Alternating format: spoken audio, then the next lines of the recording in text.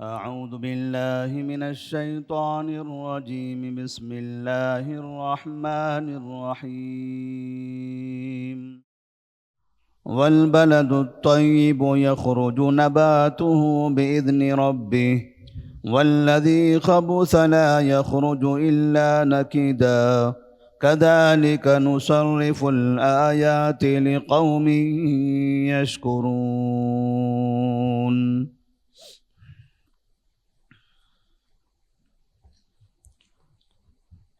سورۃ الاعراف آیت نمبر 58۔ اللہ تبارک و تعالیٰ نے اس سے پہلے کی آیات میں انسانوں کو زندگی اور آخرت کی حقیقت اس کا تذکرہ کرنے کے بعد، اس کی حقیقت بتانے کے بعد، موت کس طرح سے انسان کی زندگی میں آتی ہے اور موت کے بعد انسان کو دوبارہ کس طرح سے اٹھایا جانے والا ہے۔ اللہ نے آسمان سے گرنے والے پانی اور زمین سے اگنے والے پودے کی مثال دی۔ یہ ایسی چیزیں ہیں کہ انسان ہمیشہ اس کا نظارہ کرتا رہتا ہے، اس کے مشاہدے میں یہ چیزیں آتی ہیں۔ تو اللہ تبارک و تعالیٰ نے اس بات کی طرف اشارہ کیا کہ جس طرح سے ایک مردہ دانہ، ایک ایسا دانہ جس کے اوپر کوئی پودا نہیں ہے، کوئی پتا نہیں ہے، اس کو زمین کے اندر دفن کر دیا جاتا ہے اور کچھ دنوں تک وہ مٹی میں رہتے ہوئے خراب بھی ہونے لگتا ہے، لیکن جیسے ہی اللہ تبارک و تعالیٰ آسمان سے بارش نازل کرتا ہے تو بارش کے قطرے جب اس پودے پر، اس دانے پر پڑتے ہیں تو یہ دانہ تر و تازہ ہو جاتا ہے۔ اس میں جو خرابی آ گئی تھی مٹی کی وجہ سے، جو سڑ گیا تھا، اب وہ آہستہ آہستہ خوبصورت، خوشنما اور پھلنے پھولنے لگتا ہے، اور چند ہی دنوں کے بعد ہم دیکھتے ہیں کہ اسی دانے سے ایک ٹہنی باہر کی طرف نکلتی ہے، زمین کو چیرتے ہوئے اوپر کی طرف آتی ہے، اس کے اوپر پھر پتے لگتے ہیں، پھل لگتے ہیں۔ اللہ تبارک و تعالیٰ نے اس چیز کو مثال کے طور پر بیان کر کے فرمایا کہ کذالک نخرج الموتى لعلکم تذکرون۔ یہ جو نظام ہے، یہ سسٹم ہے، یہ کمزور سے کمزور، غریب سے غریب انسان، دنیا میں کسی بھی جگہ رہتا ہو، جس کے پاس کوئی شہر کی ترقیاتی چیزیں بھی نہ ہو، ایسے غریب لوگ بھی ان چیزوں کو اپنی آنکھوں سے دیکھتے ہیں، لہذا اس چیز کے انکار کی کوئی گنجائش ہی نہیں ہے۔ اور پھر یہ بارش کی، یہ پودے کی مثال دینے کے بعد یہ بتایا کہ جیسے زمین میں دفن ہو جانے کے بعد بارش نازل ہونے سے وہ زمین میں دفن کردہ بیج دوبارہ زندہ ہوتا ہے اور پھلنے پھولنے لگتا ہے، ایسے ہی انسان کی موت بھی ہوگی کہ انسان جب مر جائے گا تو اسے زمین میں دفن کر دیا جائے گا۔ زمین میں دفن ہو جانے کے بعد وہ مٹی ہو جائے گا، ریزہ ریزہ ہو جائے گا، اس کی ہڈیاں ادھر ادھر ہو جائے گی، اور زمین میں نہ جانے کہاں کہاں اس کے جسم کے حصے بہنے لگیں گے، کہیں دفن ہو جائیں گے، کہیں اڑ جائیں گے، اور کہیں منتقل کر دیے جائیں گے، اس کا کوئی حساب نہیں۔ لیکن اللہ تبارک و تعالیٰ نے انسان کے جسم کے اندر ایک ایسا حصہ بنا کر رکھا ہوا ہے، کہتے ہیں وہ ریڑھ کی ہڈی کی دم ہوتی ہے۔ ریڑھ کی ہڈی میں چھوٹا سا ایک حصہ ہے، جسم کے تمام اعضاء، جسم کا ہر حصہ انسان کا خراب ہو جاتا ہے، سڑ جاتا ہے اور ریزہ ریزہ ہو جاتا ہے، لیکن وہ چھوٹا سا حصہ ایسا ہوتا ہے کہ نہ وہ جلتا ہے، نہ وہ ریزہ ریزہ ہوتا ہے، نہ وہ سڑتا ہے، نہ وہ خراب ہوتا ہے.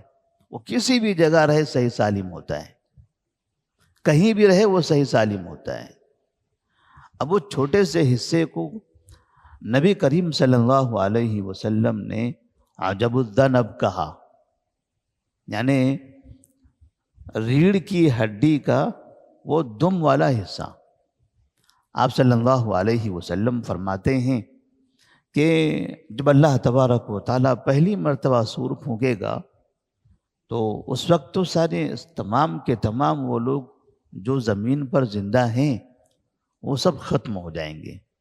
جو پہلے سے ختم ہو چکے تھے وہ تو ختم ہیں، جو موجود ہیں وہ سب ختم ہو جائیں گے، اور جو چیزیں بھی ہمیں زمین پر دکھائی دیتی ہے وہ سب فنا ہو جائے گی.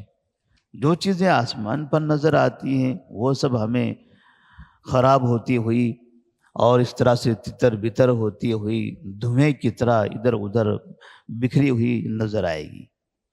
لیکن اس کے 40 دن 40 مہینے یا 40 سال کے بعد نبی کریم صلی اللہ علیہ وسلم نے یہ 40 کہا، صرف نہ دن کا لفظ استعمال کیا، نہ مہینے کا، نہ سال کا، کہا کہ اس کے 40 کے بعد.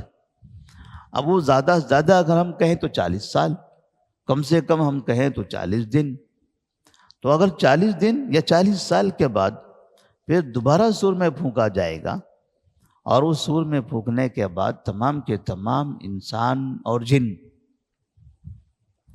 اپنی اپنی جگہ سے جہاں بھی وہ فوت ہو چکے ہیں، جہاں ان کی موتیں ہوئی ہیں، جہاں وہ دفن ہوئے ہیں، جہاں وہ جل کر ختم ہو چکے، جہاں وہ پانی میں بہہ کر چلے گئے، جہاں کہیں وہ غرق ہو گئے، اسی جگہ سے وہ مکمل ان کا جسم تیار ہو کر وہ باہر نکلیں گے.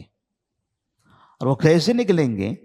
تو نبی کریم صلی اللہ علیہ وسلم نے اس کا تذکرہ کرتے ہوئے فرمایا کہ ثم ينزل اللہ من السماء ماء، کہ اللہ تبارک و تعالیٰ اس وقت آسمان سے بارش برسائے گا.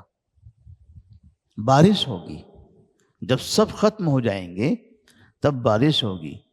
فَيَنْبُتُونَ كَمَا يَنْبُتُ الْبَقْلُ، اور سب کے سب ایسے اگنے لگیں گے جیسے سبزیاں اگتی ہیں، پودے اگتے ہیں. کہ جس طرح سے زمین کے اندر سے پودا باہر نکلتا ہے، دانہ اس کا اندر ہوتا ہے، بارش کے قطرے گرتے ہیں تو زمین کو پھاڑ کر پودا باہر آتا ہے. تو کہتے ہیں ایسے مکمل تر و تازہ جسمانی اعتبار سے جو جس حالت میں مرا ہو، کسی کا سر کٹا ہو، کسی کا پیر کٹا ہو، کچھ بھی ہوا ہو، یہاں سب کے سب پورے جسم کی تیاری کے ساتھ وہ باہر آ جائیں گے. فَيَنْبُتُونَ كَمَا يَنْبُتُ الْبَقْلُ، اور پھر فرماتے ہیں قَالَ وَلَيْسَ مِنَ الْمَاءِ شَيْءٌ لَا يَبْلَى إِلَّا عَزْمًا وَاحِدًا وَهُوَ عَجْبُ الذَّنَبِ. انسان کے جسم کے سارے حصے، سارے اعضاء خراب ہو جاتے ہیں سوائے عجب الذنب کے. اور وَمِنْهُ يَرْكَبُ الْخَلْقُ يَوْمَ الْقِيَامَةِ. اب یہ عجب الذنب یہ ریڑھ کی ہڈی کا ایک چھوٹا سا حصہ ہے. کہتے ہیں اسی ہڈی سے، اسی حصے سے انسان دوبارہ تیار ہوگا. جیسے ایک دانے سے پورا پودا تیار ہوتا ہے، ایک دانے سے کوئی پھل تیار ہوتا ہے، ایک دانے سے سبزیاں تیار ہوتی ہیں، ایسے ایک دانے سے پورا انسان سر تا پا تیار ہوگا. اس کی شکل و صورت، اس کی آنکھیں، اس کے پیر، اب اسے جو ابھی تک کہ دیکھتا نہیں تھا اب وہ دیکھنے لگے گا، جو سنتا نہیں تھا اب وہ سننے لگے گا، وہ چلنے پھرنے کی طاقت نہیں رکھتا تھا وہ اب چلنے پھرنے لگے گا، ہر ایک چیز کو محسوس کرنے لگے گا، ڈر، خوف، خوشی، غم، اور حتیٰ کہ اس کے ذہن میں جتنی چیزیں تھیں وہ یادداشت، وہ تذکرے، وہ زندگی کے واقعات سب اسے یاد آ جائیں گے. یعنی اس کا دماغ مکمل کام کرنے لگے گا کہ جس طرح سے دنیا کے اندر اس کے دماغ میں ساری چیزیں تھیں، جو علم تھا، جو باتیں تھیں، ساری چیزیں اس کے دماغ کے اندر آ جائے گی. یعنی مکمل میموری واپس آ جائے گی، کوئی بھی چیز باقی نہیں رہے گی. اب وہاں وہ محسوس کرنے لگے گا کہ میں نے ایسی ایسی زندگی گزاری تھی اور میں نے یہ گناہ کیا تھا، اب پتہ نہیں میرا کیا ہوگا۔ میں نے اس طرح سے اچھی زندگی گزاری تھی، ہو سکتا ہے میرے ساتھ یہ ہو۔ تو اپنے زندگی کو یاد کرتے ہوئے لوگ وہاں غم میں اور خوشی میں مبتلا ہوں گے۔ کوئی غم میں مبتلا ہوگا تو کوئی خوش بھی ہوگا۔ اللہ تبارک و تعالیٰ کی جانب سے نیک کام کرنے والوں پر وہیں سے رحمت نازل ہو جائے گی کہ جیسے ہی وہ قبر سے اٹھیں گے ان کے چہرے کھلنے لگیں گے، انہیں احساس ہوگا اور وہ سمجھیں گے کہ ہمیں آج بہترین بدلہ ملنے والا ہے، ہمیں بہترین بدلہ ملنے والا ہے۔ اللہ کے دربار میں حاضر ہوں گے اور پھر وہاں پر حساب و کتاب ہوگا۔ تو یہ جو سسٹم ہے اللہ تبارک و تعالیٰ کا، اللہ تبارک و تعالیٰ اسی کے بعد فرماتے ہیں وَالْبَلَدُ الطَّيِّبُ يَخْرُجُ نَبَاتُهُ بِإِذْنِ رَبِّهِ، اچھا شہر، اچھی زمین، اس کا پودا نکلتا ہے، یخرج نباتہ بإذن ربی، اللہ تبارک و تعالیٰ کے حکم سے۔ والبلد الطیب یخرج نباتہ بإذن ربی والذی خبث لا یخرج الا نکدا، اور جو زمین خراب ہو تو اس سے پیداوار نہیں نکلتی ہے مگر معمولی۔ زمین کی اللہ نے پھر مثال دی کہ اچھی زمین ہو تو اللہ کے حکم سے وہاں سے اچھے پودے نکلتے ہیں، اچھے پھل پھول تیار ہوتے ہیں۔ والذی خبث لا یخرج الا نکدا، اور جو زمین خراب ہوتی ہے تو وہاں پر بہت کم ہی پیداوار ہوتی ہے، بہت کم ہی نباتات ہوتے ہیں۔ پھر اللہ فرماتے ہیں کذالک نصرف الآیات لعلکم یشکرون، اور اسی طرح سے ہم آیتیں بیان کرتے ہیں تاکہ ایسی قوم کے لیے کہ وہ قوم شکر ادا کرے اللہ تبارک و تعالیٰ کا۔ شکر ادا کرنے والی قوم کے لیے ہم آیتیں بیان کرتے ہیں۔ اب آیتیں، مثالیں اللہ تبارک و تعالیٰ نے قرآن مجید میں کئی طرح کی بیان فرمائی ہیں کہ آدمی کو سمجھ میں آ جائے، بات کا اندازہ ہو جائے کہ آخر یہ حقیقت کیا ہے۔ اب یہاں پہ اس بات کا ذکر کیا گیا کہ اچھی زمین جو ہوگی اس سے اللہ کے حکم سے پودے نکلیں گے، اچھی فصل تیار ہوگی، اور جو زمین خراب ہوگی وہاں فصل اچھی نہیں آئے گی۔ کہتے ہیں یہ مثال اس شخص کی ہے جو انسان اچھا ہو تو وہ انسان نصیحتوں کو، آیتوں کو اور کائنات میں ہونے والے حادثات کو، ان کو دیکھتے ہوئے اپنے آپ کو سدھار لیتا ہے۔ جو انسان اچھا ہو، اچھا چاہتا ہو، اچھی تمنا ہو، اچھی نیت ہو، تو اس کے اوپر لوگوں کی نصیحتوں کا اثر ہوتا ہے، اور پھر اس اثر کے نتیجے میں وہ پھر خیر کے کام کرنے لگتا ہے۔ جب اس کے اوپر اچھا اثر ہوتا ہے تب پھر وہ خیر کے کام میں مشغول ہو جاتا ہے۔ جس طرح سے اچھی زمین پھل اور پھول تیار کرتی ہے تو اس سے لوگوں کو فائدہ ہوتا ہے، ایسے ہی اچھا انسان جب آپ تھوڑی سی بات بتاؤ اسے، وہ قبول کر لے گا۔ کوئی نصیحت کرو وہ مان لے گا، اچھی بات بتاؤ وہ اسے اپنے پاس رکھ لے گا۔ اس طرح سے جب بھی خیر کی باتیں انہیں ملیں تو ایسی صورت میں وہ اسے اختیار کر کے اس پر عمل کرنے لگے گا۔ اور جو انسان برا ہوتا ہے والذی خبث لا یخرج الا نکدا، اور جو انسان برا ہوگا، بری فطرت کا ہوگا، برائی چاہنے والا ہوگا، اس کو اپنے آخرت کی فکر ہی نہیں ہوگی۔ اللہ تبارک و تعالیٰ نے یہ اس طرح سے دو لوگوں کا جو موازنہ بیان کیا ہے، اس موت کے تذکرے کے بعد، موت اور اس کی زندگی، موت کے بعد کی زندگی کا تذکرہ کرنے کے بعد، کیونکہ وہاں پر دو ہی طرح کے لوگ ہوں گے۔ جب اللہ تمام لوگوں کو زندہ کرے گا تو زندہ کرنے کے بعد پھر وہاں دو قسم کے لوگ ہوں گے، یا تو وہ اچھے ہوں گے یا تو برے ہوں گے۔ تو اچھوں کا تذکرہ کر دیا کہ اچھے لوگ، انہوں نے اچھی باتیں قبول کی، ایمان لایا، عمل صالح کیا، خیر کے کام کرتے رہے تو آج ان کو فائدہ ہوگا۔ جیسے جب اچھی زمین اچھے پودے تیار کرتی ہیں تو اس سے فائدہ ہوتا ہے، ایسے ہی یہ انسان جس نے اچھے کام کیا ہوا ہے اس کے اچھے کام کا آج اسے فائدہ ہوگا۔ والذی خبث لا یخرج الا نکدا، اور جو انسان نصیحتوں کو قبول نہیں کرتا، کائنات میں ہونے والے حادثات کا اس پر کوئی اثر نہیں ہوتا، لوگوں کو اپنی آنکھوں سے مرتے ہوئے دیکھتا ہے لیکن کوئی عبرت حاصل نہیں کرتا، اسے پتا ہے کہ سب کو اس دنیا سے مٹنا ہے، لیکن مٹنے کے بعد دوبارہ اٹھائے جانے پر اسے یقین نہیں ہے۔